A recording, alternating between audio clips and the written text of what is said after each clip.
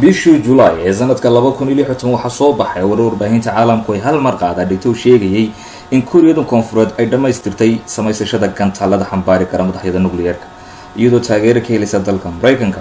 warka markii shaaca laga qaadayna waxa uu hadlay madaxweynaha Kuuriyada Waqooyi Mr. Kim Jong-un oo sheegay in Kuuriyada Koonfureed ay digaantiga ka dhigi karaan manaha markii ugu horeysay ee Kim Jong-un ugu hanjabo dalka weerar nukliyeer waxaana isla maalmaha gudahooda ay Kuuriyada Waqooyi shaaca ka qaaday samaysashada gantaalada kuwa ridada dheer oo gaari kara dalka Mareykanka. sanadkii 2003 ayay ahayd markii Kuuriyada Waqooyi ay ka baxday heshiiskii qaramada midoobay ee dhigayay xayiraadda hubka kiimikada hase ahaatee intaasi wixii ka dambeeyay Kuuriyada Waqooyi waxay agta saartay samaysashada dhammaan noocyada hubka xukuumada.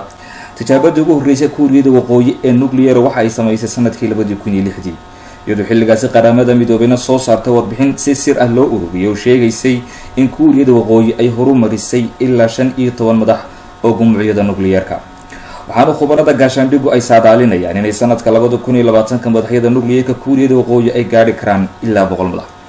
awoodda samaysashada hubka nukliyeerka Kuuriyada Waqooyi waxay welwel iyo walaac weyn ku keentay dalka Mareykanka. daraasad ay samaysay haddaba majalada lagu magacaabo The Economist ayaa lagu sheegay in Kuuriyada Waqooyi ay baabi'in karto magaalooyin waaweyn xilli safiirka hore qaramada midoobay fudhiya Kuuriyada Waqooyi uu ka digay khatarta ka soo foolay dalkaasi iyo inaan la dhayalsan karin awoodda military ee Kuuriyada Waqooyi.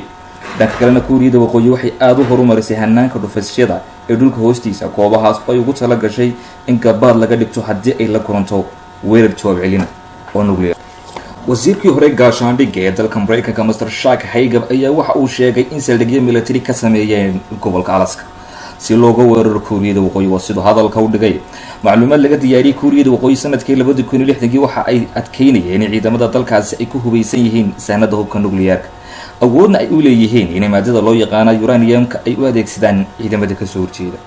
baarayaasha caalamiga dabagala hadaba quwadaha military ee wadamaduna waxay isku raacsan yihiin in quwadda nukliyeerka Kuuriyada Waqooyi si weyn loo horumariyay. sanadkii 2010 ciidamada Kuuriyada Waqooyi waxa ay dejiyeen markabkii dagaal ee Mareykanka ee ROKS ee laga lahaa Kuuriyada Koonfureed waxaana ku dhintay 64 askari ee saarnaa. dhacdadaas oo Kuuriyada Koonfureedna ay aamusnaan kaga jawaabtay waagaas.